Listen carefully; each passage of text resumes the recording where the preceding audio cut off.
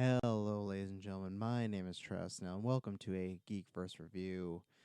This is going to be quite a different one, but before we get in that, as always, the plugs are down below. Go to geekfirst.ca to get everything from us, all the news updates, websites.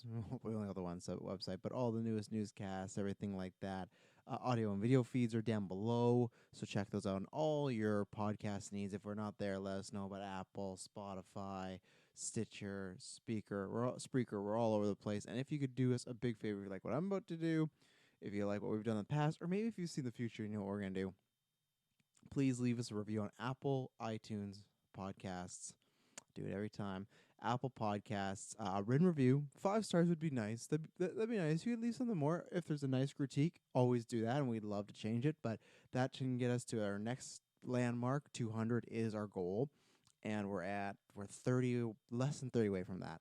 Got lots of good reviews dropping. There's a big review, like kind of show that I'm dropping in a little bit with Dynamic 2. I got to do a review with Dylan. I got a review with my daughter, things like that.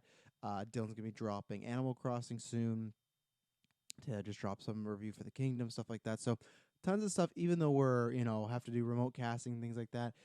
The world is on stop by Geek First. We're still rolling on. We're trying to give you a good time. Now, today's episode, it's not necessarily a good time. And this is the two things. I will full on admit that, especially with the topic, what I'm going to be talking about today, I'm going to be talking, and it sounds just seem weird to say this, and I'm trying not to be hyperbolic. I'm not trying to seem pretentious or anything like that. I'm not trying to seem like I'm the one most deeply affected by this. I'm just talking about a fan's point of view, and I'm gonna be talking about Chris Benoit. And even saying that, and it's funny because in this thing we'll talk about many wrestlers were interviewed, and Jericho brought up in this documentary. And if you don't know who Chris Benoit is, he's a wrestler, one of the, technically, as far as in the ring, one of the most skilled wrestlers of all time.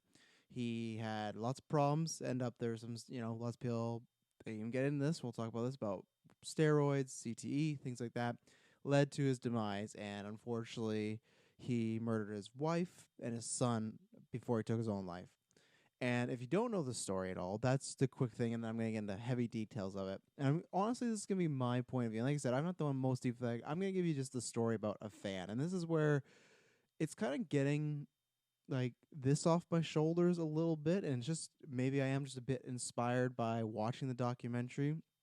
And I almost included this with the rest of reviews, but I wanted to personally like leave this on its own because one, it just didn't fit because it is just such a downer of a topic, and two, it's one that I wanted to specifically have people, if they click on and listen to it, hear the story and hear my story, and also just go give it a watch because there's so much, especially with this topic back in the day, that was so much sensationalized, and wrestling in general always gets poo pooed on. Other like we talk about video games all the time. I mean, people talk about how that's not like a standard as far as movie and TV. You maybe other than if you're, which I'm watching a Tiger King, if you're in the circus, like if you think about wrestling, it's one of the most like discredited things of all time. It's these people that are athletic stuntmen or stuntmen that can act, but get brought down all the time because it's not real. Just like any other things, like Thanos wasn't real. It's but it's not a sport. So I've been through it my whole life getting shit on because I've been, according to my grandma, a fan since I was 6 months old. Can I believe that? I don't know, but I'll go into my story here. And I'm going to talk about this documentary. But this is just a little bit of, I've kind of always wanted to talk about it, but it's been tough. And I've almost thought, well, there was a few times I've wanted to talk about it on other podcasts. Like, there was one rant where Pete, me, and Kyle were talking about some like deeper things, and I was going to bring it up. And even I think I brought it up a few times. And it's funny how this relates to that. I brought it up with Joker, and that's when really it's funny that Joker happened and this happened because with Joker, one of the biggest things I feel was people were worried about, oh, you're going to sympathize a villain, right? You can't do that, or I don't want to see that with the Joker. And that's one thing this documentary did. And it's split in two parts, but really they said they meant to be a 2 hour thing. So it's a 2 hour documentary about Chris Benoit, kind of his life and times, and how he got to this point of being kind of what Chris Jericho was saying, this Voldemort-like figure. You can't say his name. And we're going to get into all that in a second. Oh wow, I just kicked over my water ball, so that's great. But there's no water in it. I think we're good. I'm gonna with my feet. No, we're good. Not good for the review though. No water, but I'm still gonna try to keep it light. I'm still gonna try to have some fun because I don't want to be a complete downer. That's a good thing with this documentary. But so for me, I guess the best way I can state it is I remember a few months ago, like maybe it's even before Logan was born, which is half a year now. And I had said something about Chris Benoit to my significant other, and she's like, "It was that, or he popped up on a match." And I remember her just being like, "You don't really talk about him at all, and you don't real like." I've not. I think I said like, "Oh, I think maybe I was watching a Rumble or something. He was in it," and I was trying to explain this for non-wrestling fans too, because like I said, I think you should watch documentary and then come back to this, or maybe listen to this and watch documentary. I think this is something that I'm definitely gonna get dad to watch, who was a casual fan, but he just took me to all these events, and my dad's gonna be a recurring character in this story I'm about to talk about. So before we get in, it's gonna be about this documentary, but it's also just how I relate to this documentary and whatnot, and how it really brought up a lot of stuff back. And it's just honestly, this is like a kind of a cleansing podcast for me. So that's the selfishness talking in there, ladies and gentlemen, of just like I try to be as real and honest with you as possible, and that's what this is. This is me talking in a way to like you're my therapists right now. That's really what it is, and I hope I can at least give some entertainment, water bottle, and talk about this documentary and recommend you go watch it. So as I was saying, you don't like. I said, "Oh, hadn't you seen this?" Blah blah. And it's like, no, like you don't really watch Chris Benoit matches. You don't really talk about him, and that's the thing. So Chris Benoit was one of my. It's still weird to say that name. I'll get into that why in a bit, but one of my favorite wrestlers of all time at the time when he was active. Wrestling has always been around in my life as far as I can remember. It doesn't match up. I don't think the math of like I'd have to look 1993, but I just remember the Undertaker being like the first thing I've ever seen. He's a guy, kind of similar to Batman, dark and gothic. But I love the Undertaker. I wish he would kind of hang it up and retire nowadays. But that's a separate podcast. Cheap plug. I'll be reviewing WrestleMania Part 1 and Part 2 when that happens. But I loved wrestling. I think it's just it's very much like comic books. It is these outlandish worlds and characters, and it has the athletic, like has a sport aspect. It has storylines. It's this evolving world where it's kind of like comic books where it never ends, right? Like Batman's always on to the next journey, the next adventure. Characters are coming in and out, things like that. There's a new writer, there's a new director, things like that. In this case, most time in my life, Vince McMahon being the one director. So I was a big fan my whole life, but it was around 2003 that I I think my fandom 2002 2003 is when it got really big. The Attitude Era was big for me, but I was younger, and the Attitude Era, if you don't know what that is, it kind of ran from 1996 to about 2001. It was like wrestling being almost R-rated. It was lots of crude, lewd attitude, naked girls, swearing, gross potty humor, all that type of stuff. So I watched it, but one, I was a kid, so I had the other things going on in life. You don't watch every week to week. I'd see more of the pay-per-views kind of on a VHS or something. And two, I think like at that time, the parents were always like, "Yeah, there's only so much he can watch," right? Because it was a little risky. But I remember always having. I had a cake one time. My auntie bought me these toys. I had the wrestling ring. The whole shebang, right? 2003 though is I'd have to think. God, what was that? So if 2003, I don't even know how old I was. I know I was in elementary school. Oh man, I'm gonna do this quick math on the cast. So what? 2003 was. Oh my god, that was 17 years ago. Yeah, it was 17 years ago. So I take that away. So I was. So if I'm 26 now, you take that down 19. So I was about 9, 10-ish going into 2003. And at this time as well, it was interesting because I was getting really into it. I think I did the math. If not, let me know in the comments. I was really getting into it as far as watching it weekly. And I think what really kickstarted is they came to Kelowna, where I've lived my whole life. And my dad was taking me.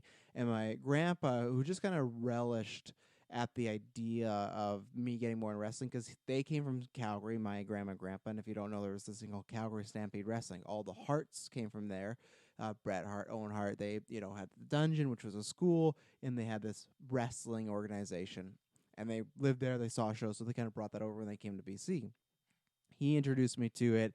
Always watched. Always remember him watching it, and then my dad took me because I think he could tell I'm starting to get more into it and whatnot. And I love the Undertaker. I love the toys and everything like that. So I went, and that's when I was watching weekly the pay reviews, and that's when even then I I had seen pay-per-views live, but the one I really remember seeing live for the first time was Vengeance 2003. And it's weird how things work. I'm not a religious person, but it is weird that sometimes all these things kind of like sometimes line up in your life, right? It's just either it's coincidence or there is some sort of fate. Who knows? That's another podcast for another day, and maybe I'll never know till I'm dead, or neither will.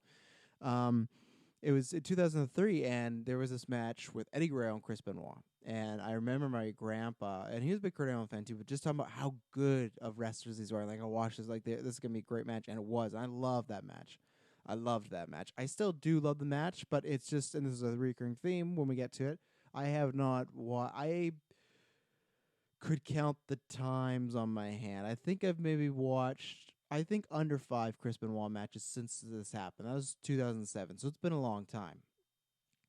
But that was this great match, and I went to live event. I was becoming a big fan of Chris Benoit, and especially in this part, I was getting into the story because when I was starting to get really into watching weekly, knowing everything, program guides, everything, stats. Oh, Ric Flair had this many championships. Hulk Hogan this many championships.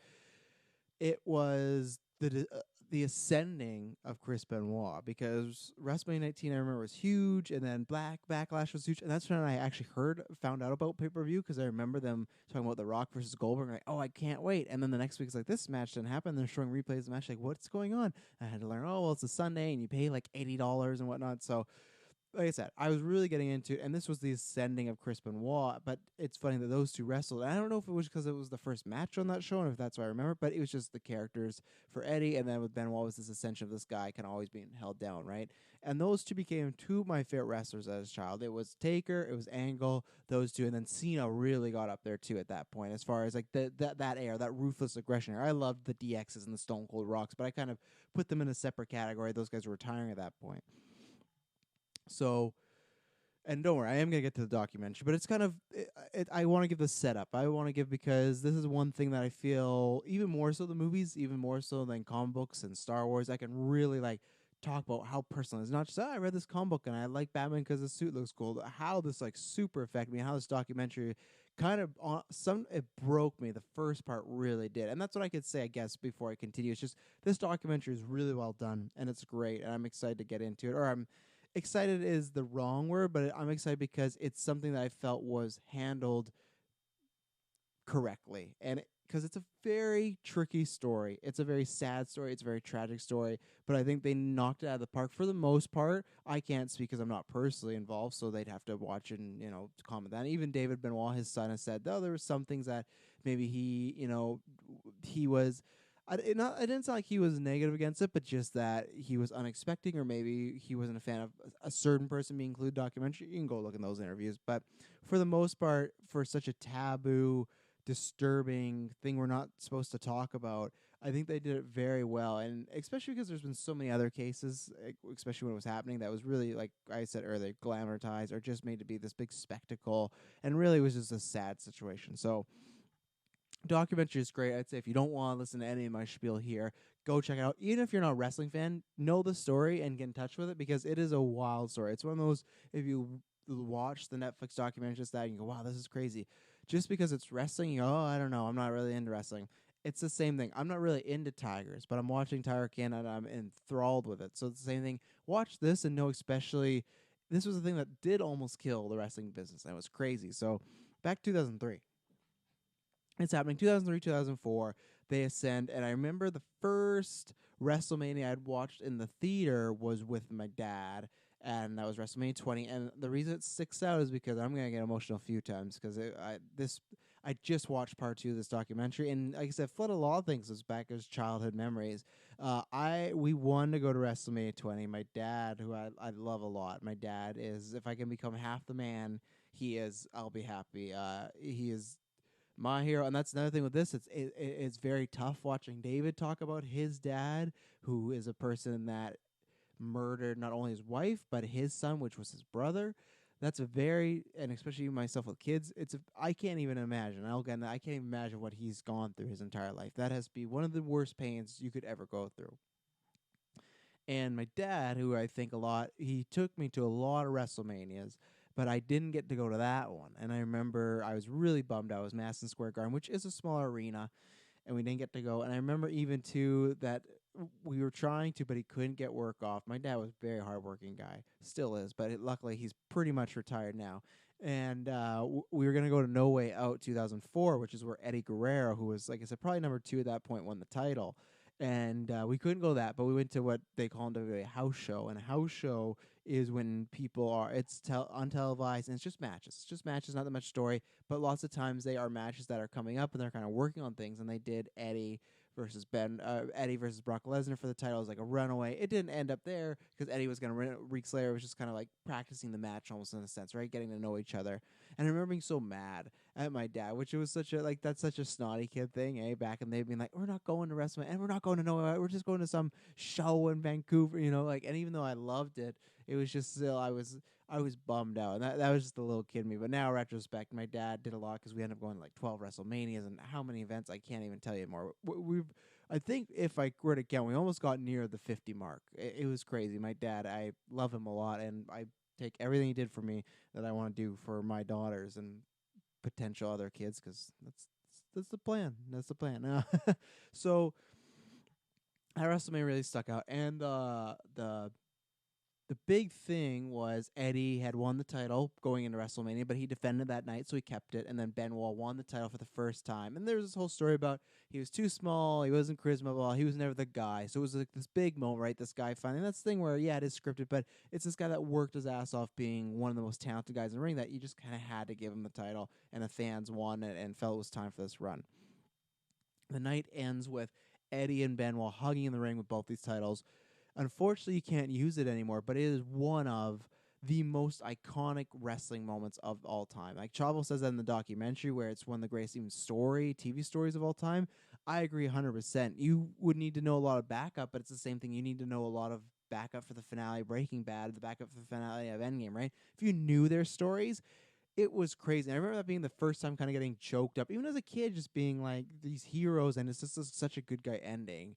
And this is where it might get a bit emotional for me, but this is where this 2003, 2004 was really tough for me because I remember, well, I remember it, of course, my grandfather, who was next to my dad, probably the most important person in my life. Me and my mom had not a rocky relationship. My mom was a fantastic mother. She still is, but me and my mom have gotten a lot closer as I got older. I feel I was just a lot closer with my dad. My mom had a very tough life, and nothing as far as like her fault, nothing fault, just sometimes the cards that were dealt with her, and she's a fantastic woman, but she had a lot to deal with. She was, not a single mother, but a single mother. It was, different, and that it's a whole situation. And my dad's a great person, my mom's a great person.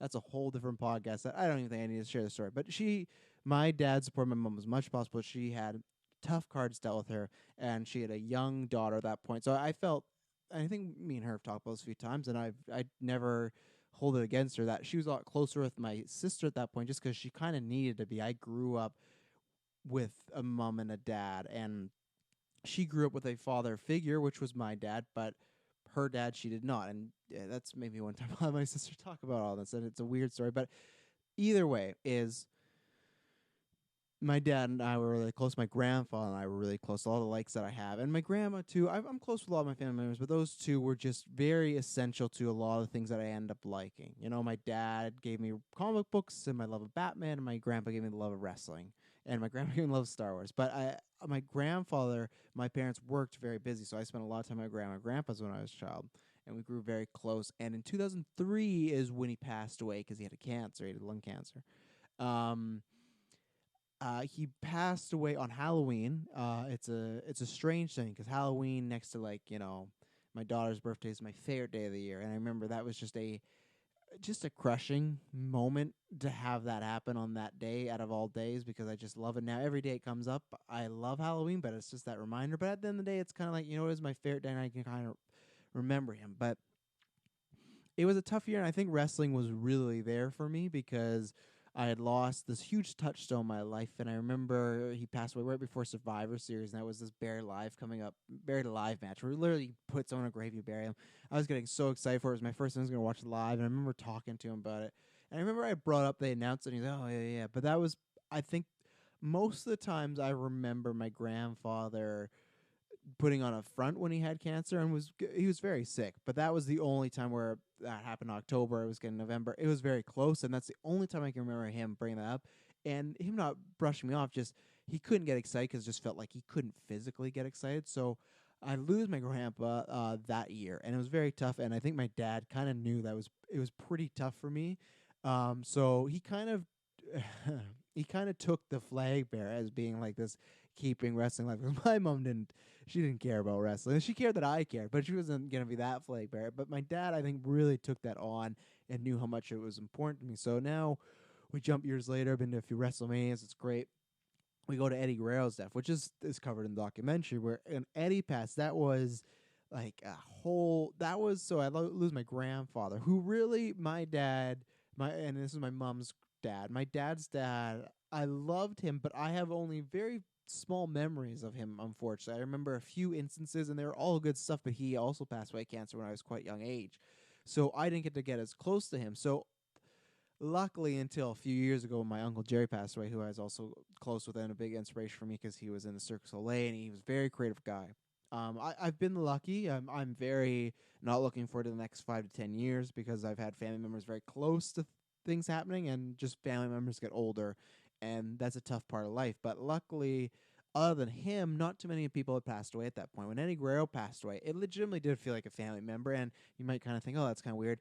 It was at a time where I was a child, so I was, 12, 11, middle school. He was a hero, like a kind of like what I'm talking about with Benoit, but he was those favorite wrestlers. These are people that were larger than life. These are people that I met in person. These are people that you saw, you looked up to, especially at that point. This was somebody that wanted to be a wrestler. So much like everybody else, I was heartbroken. And this documentary, and I guess I can just touch on the Eddie stuff first, and maybe that's what I'll do throughout.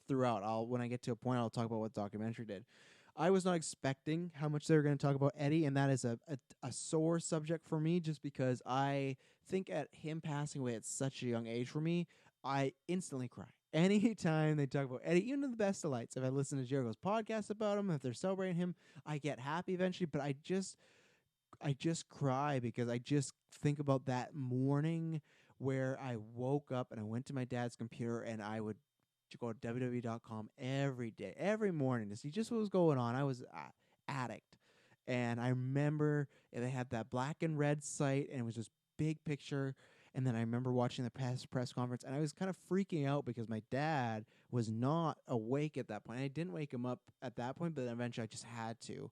Um, it was a horrific day. It was awful. Losing kind of one of your heroes that you look up to, and especially with wrestlers. The reason I've been more connected with them than an actor or a comic book character. Obviously, you can't connect exactly, but comic book characters, they're fictional, and even actors, they are kind of fictional in a way when you see them on screen. I get sad about actors, but with wrestlers too, I've been in situations where you've been 5 feet from them. They've touched your hand. I went and got many autographs from wrestlers, and they, even as a child, just hearing them ask you about soccer and stuff like that. I had a bigger connection to wrestlers when I was a child. So him passing away, it was a gunshot to the heart. And when they talked about Eddie and Chris Benoit's relationship, I remember that as a kid, but they did a great job of really getting depth, and that's the best thing that they do lead with. This is going to be a sad story, but I think you can't make this is exactly what I said with Joker, and maybe I think I may have forgot to make that point. It was Joker when when that movie was being made, a lot of people say, I don't want to see a bad guy like that sympathetic. For the most part, there's a few people in the world that don't have it, but even when I'm watching this Tiger King or that Don't F with Cats, there's always these signs about like narcissism, stuff like that, but there's also signs where most people that are screwed up, and this is a different case with Benoit, but then there's other factors, but there's just like, you hear certain things like, yep, that makes a lot of sense. You hear things like, man, they didn't have a good childhood. And that's the thing with Joker, and that's go back to that review, but that's why I think the movie is done well, because you do feel sympathetic for that character because everything they're going through, and this is terrible, because if you don't feel sympathetic for that person, it doesn't matter what the situation is, even if they are a little violent, even if they are not getting the right help, you gotta feel sympathetic as a person, and I think they did that right. And that's what this documentary does. It does make you feel, it's a weird term, but sympathetic somewhat towards Chris Benoit's situation. But at the end of the day, it's like Joker. Once he takes that turn, you go, man. And with him, same thing as what Joker did in the movie. Maybe it wasn't mentally his choice, but you still go, I can't.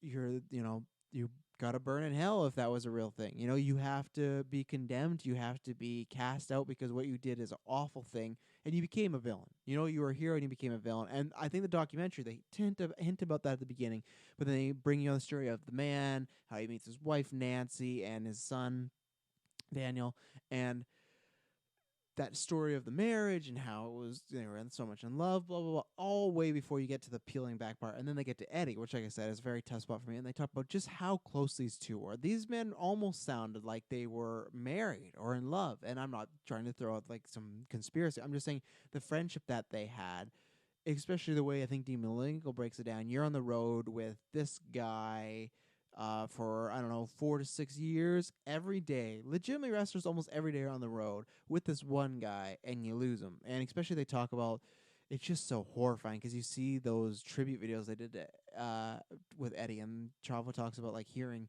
He describes Benoit as this letting out this wail of emotion of crying when he finds out about Eddie's passed away. And it just that brought it all back, and that's the thing that they do with this documentary, which I think is the right call to do, especially for people that weren't around, is they do make you fall back in love with Benoit in a way, and not for myself where I never tricked myself to be like, oh, Benoit, he's at the end of the day I still go, man, he also got a rough deal, but it is still very hard for me to sympathize at all with him. But you go to the situation of, so his friend passes away, his best friend, and a best friend maybe better than most people have. And there's things that nowadays would be classified as mental illness, that what he's going through after his death, he's getting very paranoid, he's kind of hearing things, he kind of has voices going on, he has a journal, but these journals, if you've looked in them a little bit, they are a bit more in-depth than you'd think a more normal person would do. And not saying that if you write very, very in-depth thing in your journal, it's not normal, just with everything else going on in his life, and him losing this friend, and him being on these steroids, and him having these multiple concussions, everything built up to become this terrible situation. And with Eddie, especially just hearing that story that Chavo told, and I never knew that story about how he found him and he was still alive, I just broke. And that's the two things. One, why I think the three reasons I was breaking, and I cried throughout the first part. The second part, I teared up a little bit. I teared up after the show because it just kind of washed over. Near the end, I did as well, and like almost like happy tearing up. But the first part was, one, it was just hearing the people that you idolize, or people that have given you entertainment all years, just talk about the pain they've been through. And especially as well Nancy's sister, and then David Benoit as well, just hearing their stories and what they've had to go through their whole lives. That was terrible. And then two, just kind of getting back in that situation, because this is something, even like I said, I said at the beginning of the podcast, I'm nowhere near the situation they were, but hearing Chavo be like, oh yeah, I haven't put myself in this place for, and he starts to break down. That's the same thing I felt about this, where with Eddie, whenever he gets brought up, I do cry because I think, oh man, he was taken from us too soon. Everyone idolized him. Everyone loved him. Man, wouldn't it be great if he was on podcasts now, or he got to accept his Hall of Fame, or he got to come back and wrestle a person, That's what I think about. When it was tying it to Benoit, it was this rush of emotion of just these, like I said, both my grandfather passed away, that happened, and then the Benoit thing happened later on, which I'll get to. It was just this flush of like, I also hadn't thought about it or dealt with it yet, and that's what I talked about at the beginning, where I do not mention Benoit. I don't, and even with my daughters when we're watching wrestling, I will answer that question when they ask it. I'm not gonna sit them down and like, this was Chris Benoit, he was this, and someone might say, maybe you should if wrestling's such a big part of your life and you're gonna be watching it, but it's something that I don't like talking about because it is just a terrible situation. But you gotta be.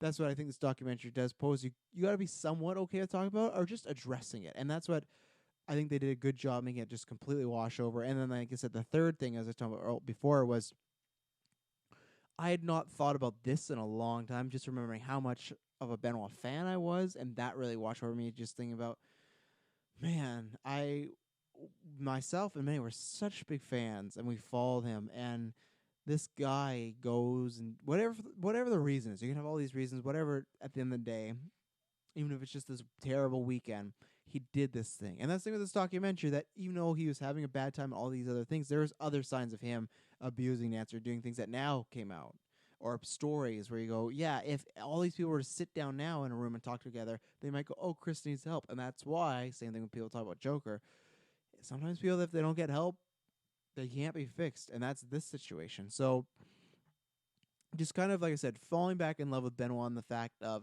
not falling back in love with that guy, but just the idea of getting yourself in the mind before 2007, before that thing happened in June or July, just think about Chris Benoit, and that's what really put you back in that situation. So that anything happens, like I said, that was brutal to get through. And they talk about all these things that I just talked about that Benoit's going through, right? All these struggles. He has CTE. So he's suffered, as he said to someone, their case, saying he's had so many concussions he couldn't count. Steroid use, he had 10 times the testosterone you're supposed to have. He's depressed because Eddie Guerrero, like the amount of stories they told about him constantly being upset. I'm not saying he shouldn't have been because it's his best friend, but just almost it seems like at any point, like he's texting Jericho, who's a wrestler. He has a podcast. Check him out. One of the greatest wrestlers of all time. About, oh, last time I was here in Mexico, I was with it. Last time here, and there's all these signs. But again, sometimes if you don't put them all together, they're not signs. They're covered by things, right? And everybody. And now when you look back at it, people might go, you know what, there were the signs and we should have saw this coming. But at the information that they all had at that time, they all went, this guy wouldn't have murdered his family. He loved his family. You know, he did everything for his family. Oh, excuse me. So we get to that point where they kind of lead up everything, right? They're talking about what happens in the actual incident. And then the incident is, I'm not going to get into much details. It was tough because they show, not, and I was happy with it because I had heard that interview David Benoit, and of course it's going to affect him a lot more. So I completely understand. But I was happy there was no body shots or nothing like that. Sometimes on Netflix documentaries they do that. They'll show bodies of the victims. It's nothing that I go, oh, that's disturbing to take off there. It's just for me personally, I don't always need to see it. Again, it's not disturbing. I've seen a dead body. It's not. It is disturbing, but it's not in the sense where I'm gonna say, "Oh, you shouldn't take off. You shouldn't have showed that." It's not gonna stick with me. I just kind of go. Sometimes I don't need to see the victim that way. You know, I sometimes feel it's just too personal. And maybe even if the family's okay with it, you can get the point of showing a sheet or even just saying they're passed away, and I completely understand. So I actually liked that. I didn't have to see any of that, especially because there's a child involved. Even before I had children, I wouldn't want to see that. But even now with children, especially the situation of him taking the life of his own children, is just the most unimaginable thing. Like it was, at least for him, but especially someone, I can't take anybody's life, but just thinking about and that's a situation that I think that's the problem where I've never dealt with it, and I think many fans have, and some of the family members. You're never gonna know 100% why, right? You have all these things, and really, we can pretty much break it down that it was just it was a hurricane of many, many bad things that led to this guy going that route. So we know why. We kind of do know why, but we don't get to sit down, have him in prison, say what happened that weekend, you know? And it's the most horrific thing you could do is taking the life of someone else, but also just taking the life of your own child. It's just earth shattering. And I remember, and this is where I will get into this part in the documentary is, so I had came home from school and this happened, and I remember my dad usually would pick me up every Monday. He was back in town because he'd come back and forth, and or every second Monday. And I remember my dad had phoned and he had heard the news about Benoit thing, and he knew that I was gonna be upset. And I was older, but it was still just this fact of losing Eddie and then losing Benoit back to back. I'm just thinking, like, man, like this isn't supposed to happen. These are just entertainers. And I remember walking into my mom's place, just finding him and just being in tears and just getting a big old hug from him. And at that point, it was just they were dead. And then I remember that my dad, I felt that he knew a lot sooner than I did about the situation, that it was a murder suicide and Benoit was the thing. And because he had followed the story and the tribute show was happening, and the reason I just remember that is because, and maybe it was just the timing, but WWE did a tribute show. And that's one thing I want to touch upon too, that it's very tough, and I think the documentary did a good job that people villainized them for the tribute show. They didn't know, and even Jared says maybe they shouldn't have. They should have done it because they didn't have all the information, right? But many of them were thinking this could not have been the case. It was just all they knew that these three people were dead, and they did this tribute show. And the same thing with Vince, and then which I'll get talk about. He gets a lot of flack. Some is always deserved. I think he's a wrestling genius, but definitely as a person, he's made mistakes. But we all kind of made mistakes, right? That's I think he just gets held to a higher mark because he's this massive guy, right? And there's many times where I'm not talking about the booking stuff. I have many problems with the way he books shows, but just like life in general. I'll get to that in a bit. But so I just remember the details.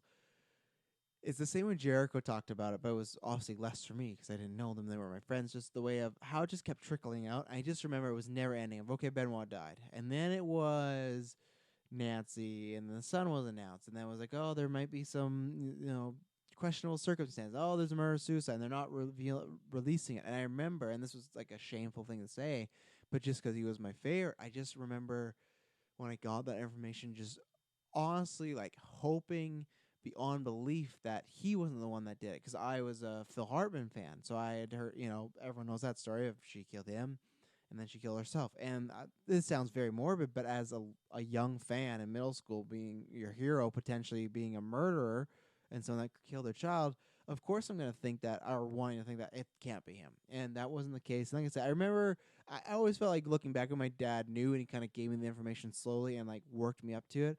And then it was just this state of shock for a while. It was just, you cried, but then you weren't, in my personal opinion, you weren't allowed to cry about it anymore. That's how I felt, just because like, and at that point, I didn't know. I wasn't a big WCW guy, so I didn't know enough about Nance's background. And that's the biggest thing I will say as well, is I love that with Daniel, it's tough to give a highlight to, because he was just a young child, and unfortunately, he didn't get much of life, and that's like such a tragic thing.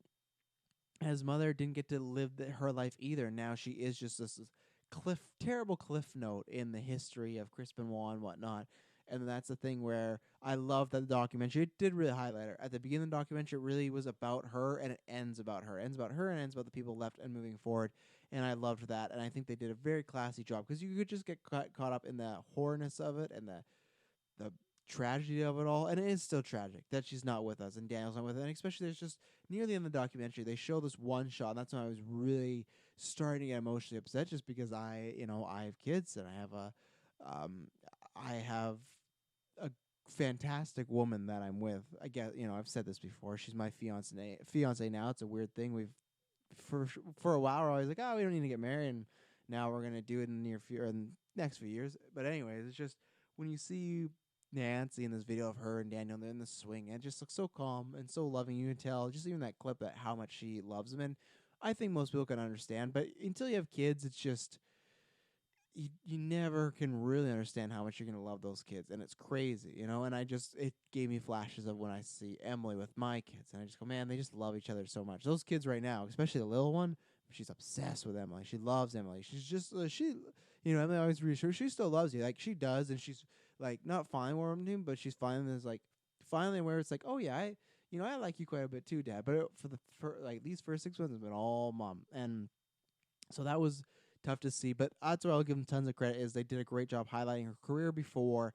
how much of a great person she was, and how we should remember, and we should. And I also want to talk about David Benoit a bit, but so this all happened, and I remember they even showed the clip of Vince after saying, we're not going to speak about Chris Benoit this last time tonight in the program, and then they kind of ignored him. Now, this is the thing, and people brought, well, this is a story that had to be told. I think it is a story that had to be told, this documentary, but I think this is the right time. Maybe a year ago could have been right, but I just mean these last, I don't even want to say 5, but 3 years, we've had enough time to process, because you look at someone like Vince McMahon. I can't get in his mindset. I was never a billionaire. I don't run these companies, but what do you do in that situation?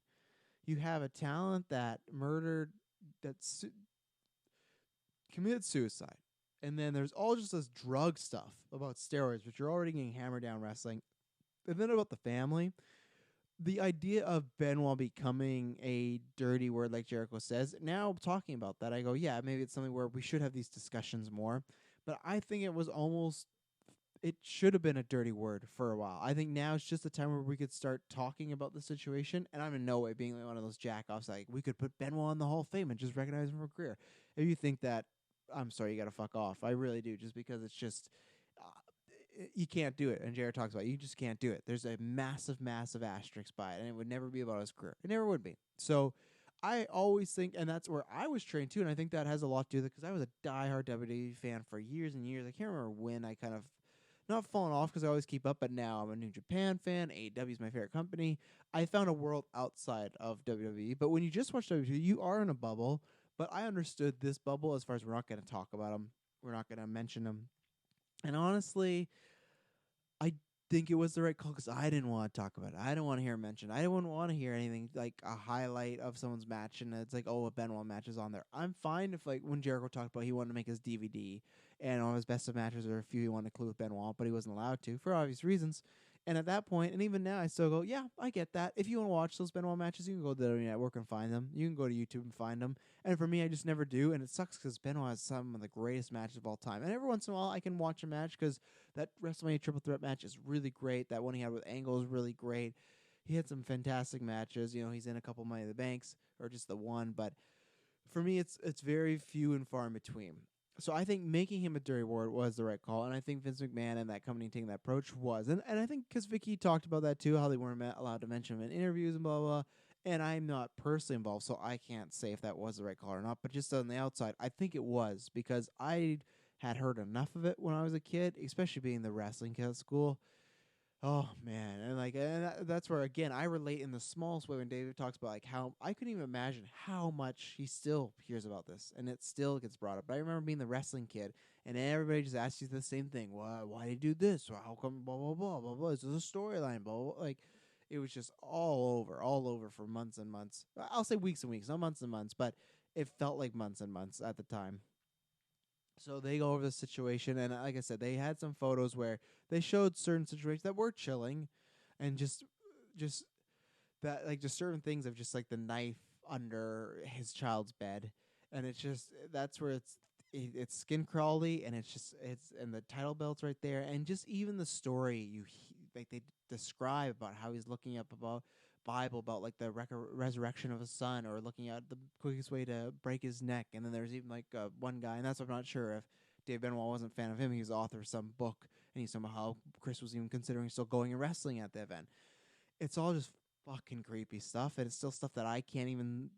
I still sometimes think I'm just processing it now. It's something that happened years ago, but it feels like it just happened now. It's just like a wound you don't want to pick at, and you kind of have to pick at it with this documentary. But I think it was a little cathartic, and it was too, just seeing people talk about it as well, and these stories, and especially even with Benoit, to get a better grasp on why he did what he did, because we aren't ever going to have those specific answers. But when you really pile it all up, like I said, we kind of have our answer. It was just a perfect storm of terrible, terrible things.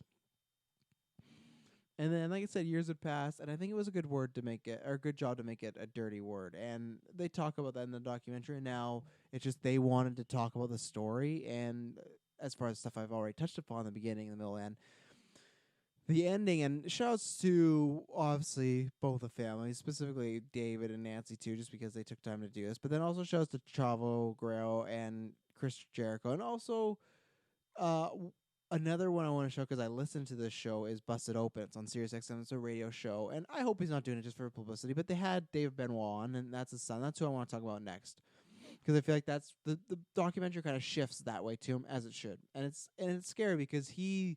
It's not scary. I shouldn't say that, and that's me misspeaking. It's eye opening how much he looks like his dad. Both those kids did, but how much he looks like his dad. Anytime I see a photo of him, you see Chris Benoit. And I'm sure that's not lost on him. And he talks about how what he went through as a kid, how they phoned his mom because it's not the same mom. They phoned his mom, and he went to the police station. They told him, and how the media wouldn't leave him alone, and he didn't get a phone call. And only people to contact him were Chavo Guerrero and Chris Jericho. And I think he means at that time, because I've seen Natalia post photos of them together. I think there's other people, but um, man, how could you imagine? And that's why I really hope that guy is good. But anyways, I was talking about I hope he doesn't do it. I listened to Busted Open, and the Bully Ray asked him, "Do you want to be a wrestler?" And this is something that I think was and Jericho said this as well, and this documentary really changed this for me. This was where I was trained by WWE to be like, we just got to ignore the Benoit situation. I had heard he'd said before that he'd want to be a wrestler, and I always just went, you know what? You can't do it. Just go do something else. And not even saying I was not the guy tweeting him and everything. Just like like with Emily when it came up, or someone like another wrestling fan, I go, this can't happen. It's never gonna happen. Your last name's Benoit. You look exactly like him. It's just best to go live and do something else. Just move on.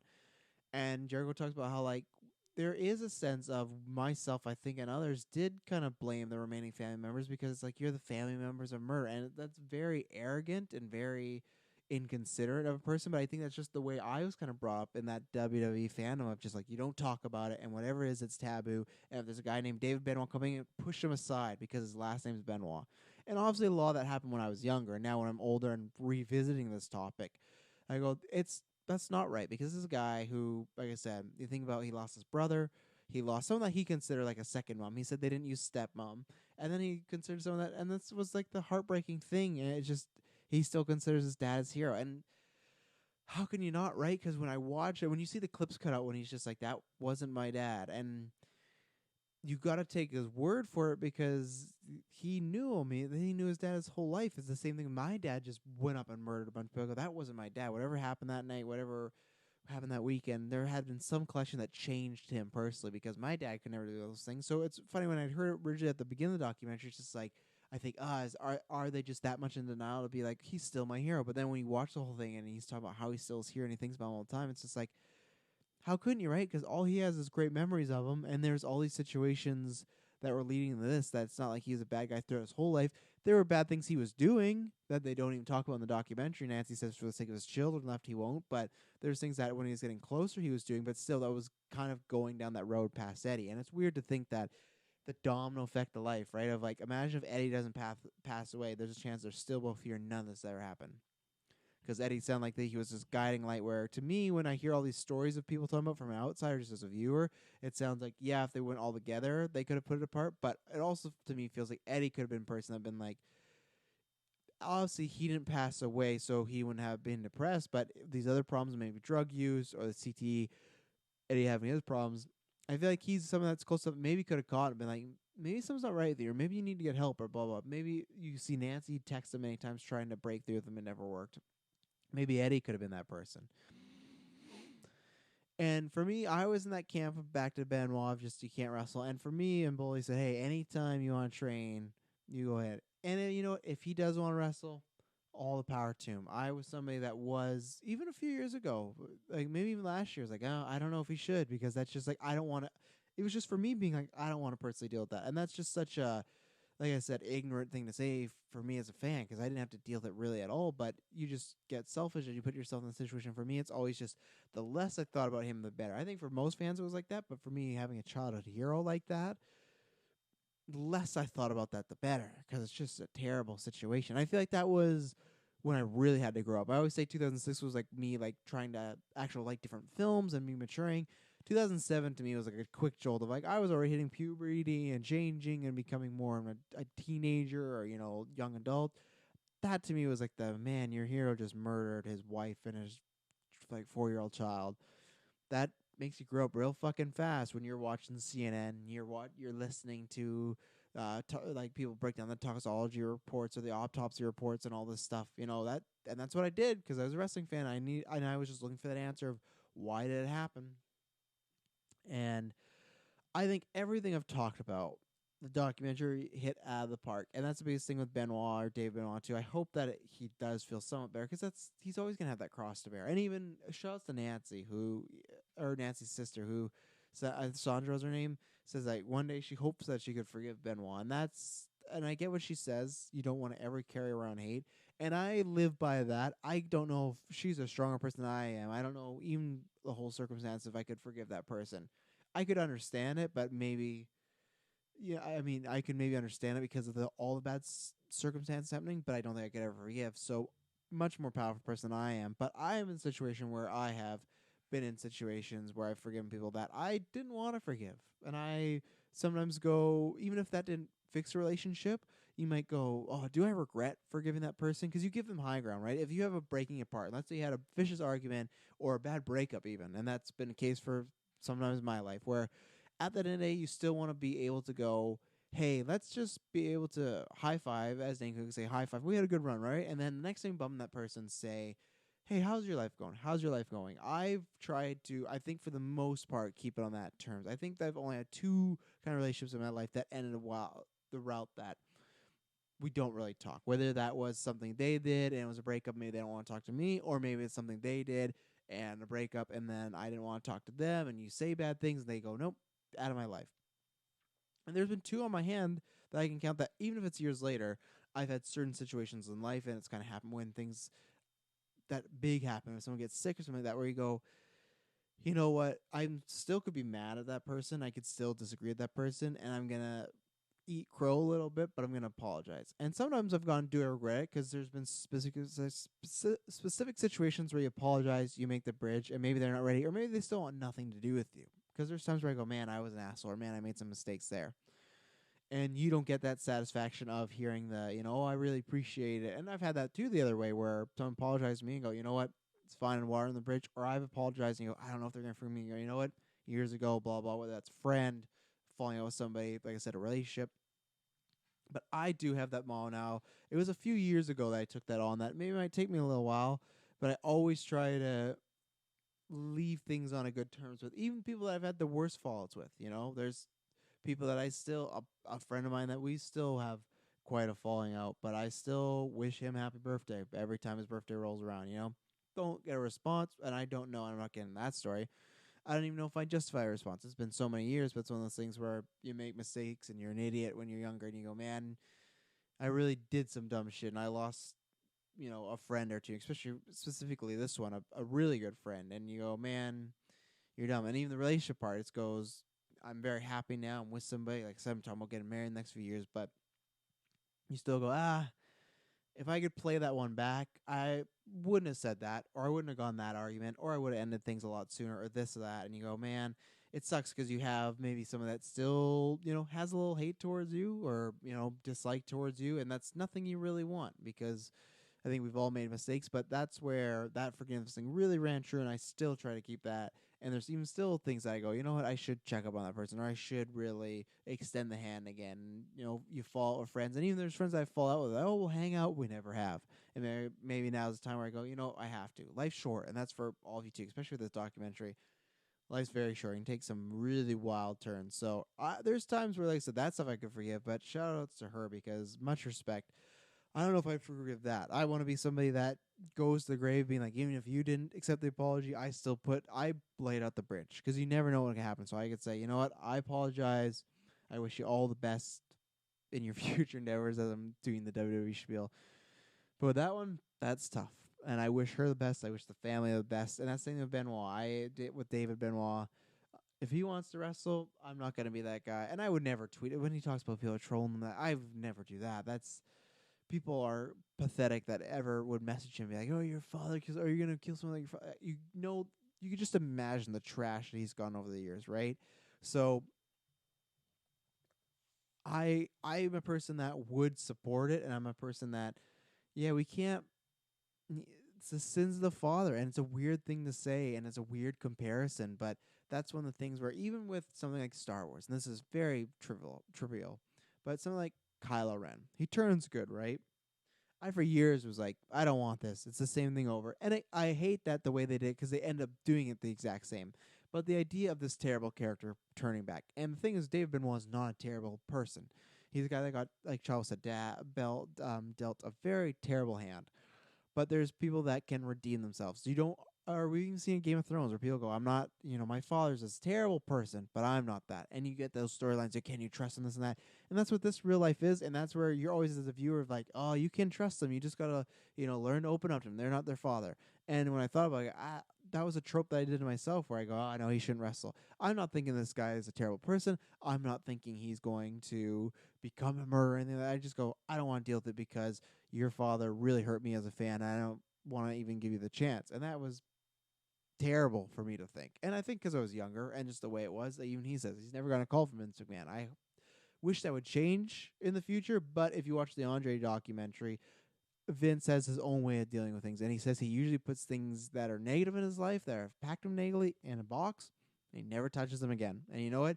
If him calling David Benoit maybe cause a mental breakdown, then maybe he can't do it. But maybe just even someone else from that family. Um, so I wish that everybody in this nothing but the best. I do hope that when I heard that on Bust Open, I honestly do hope he does. It's a tricky situation, right? It's always going to be because the second he comes in, if he keeps his name, it's going to be like, your dad did this, your dad's this. And, oh, any interviews going to be like, oh, did you want to wrestle? Like, were you scared after your dad? He's going to hear about his dad the rest of his life. But if that's someone he truly wants to, if he really wants to wrestle, especially because there's that sweet story, it breaks your heart when you talk about, oh, me and my brother wanted to be the tag team champions together. And you're just like, oh, that's just heartbreaking. And that's where, to me, if it's passion, if it's something he really wants to do, I'm gonna support that guy 100% because it's just a terrible situation. And I think the documentary did a good job. They didn't talk about him on wrestle. That was an outside source, but they did a good job of talking about how him and Nancy's sister were united because both family, or one person in his family, said like, "Oh, she wants nothing to do with you." That was a complete lie. Fuck that person. And I'm not gonna say who it is, but I think if you watch history, you might know enough that there's a chance we could know. But I know nothing, right? It's just kind of what I've seen on the outside. But I'm glad they got back together and they showed them at the A&W show and they showed them with Jericho backstage and everything like that. I just hope their lives continue to get better. And I hope if anyone's listening that felt the same way I do, and if you haven't seen the documentary, watch that, give that a chance. You don't even got to give Dave Benoit a chance. He's earned, like, not earned, he just right away gets a chance because he's a normal person he gets more chances than the rest of us, I feel, because he's not his dad, and that's thing one, they talked about that, but two, it's just I'm hoping that his life gets better and people can see this and see the story where, yeah, it is a dark story and it is a depressing story. But I think done any other way where I know they've talked about doing a movie and I know there's some books out there, but I don't think there's been anything that's covered it like this. And I do check in on that stuff because I am always, I think it's just that inside of me of being like, oh, we don't have an answer yet. And now I can finally, I think, watch this, be like, we're never going to have an answer. And I always already knew that, but it's just, I kind of got my answer. As I said at the beginning of this podcast, like, we saw all these signs and this makes sense of why it went down this way, unfortunately. So great documentary. That was kind of my experience with everything. And yeah, I cried a lot during this documentary. It brought back a lot of feelings. And I thank all of you that if you listen this far, just let me kind of vent a little bit because it's just been something that I was kicking around after I saw this. I think they released the part one on the weekend or something like that. Or maybe it was even last week, but then this part two came out. And I just, even at work, like I'm doing my job and I'm just thinking about all this stuff. And I go, this is what this platform's for because this is why a podcast like this I thought, oh, should I put it up, is it, it's a review documentary. I don't really do that. It's wrestling, which isn't a huge thing of our audience, but it's something that I feel passionate about, and I hope every other geek that feels passionate about something wants to talk about it. And I think it shows to you guys that this is something that means or meant a lot to me, or this documentary means a lot to me. But that's what I like to try to say and try to always get out to you guys because you guys are our listeners and your fans, but we always try to have a friendly relationship with you and be as honest as possible. And that's where, like I said, you guys kind of got to be my therapist for a little bit and talk through some stuff because it's been a lot of emotions coming back up after seeing this, and I couldn't even imagine for the people involved. And that's the other thing, that the documentary ended on a positive light, and I like that everyone's trying to move forward, and I think they did a great job. But I always think about, like, man, I just feel bad for everybody. And I guess that's kind of the point, is stop feeling bad. Let's move forward. Let's create these lives and make other people's lives better. That could have been, future CT people, etc. Let's find a way to make the world a better place, which is like a cheesy thing that everyone says, right? But that's really what the sentiment is. But I still think I feel so bad for all these people involved because it is just this scar they all got to bear, right? But yeah, great documentary, horrific story, but I think this is the best way the story could be told that I've seen so far. I think it was done very classy. And I think even last season, where I think most stories were done classy, they even felt like they were trying to, like, the network almost wanted them to be a bit more flashy. Where this felt like the flash was all gone, and this felt like we're going to get to the story, and we're going to be really serious, and we're going to cover this with as much class as possibly can. And I think they achieved that. So I thank you very much for listening to this. If you enjoy, I hope it wasn't too depressing. I hope if this, like, interests you, and I don't want people to be like, interest you, it's a killer. There's that stuff, like when I talk about Joker, this is something that happened to a real person. Even if you look at Joker, he suffers from head trauma, and that's where, for me, it's when people talk about how that movie's unrealistic or blah blah blah.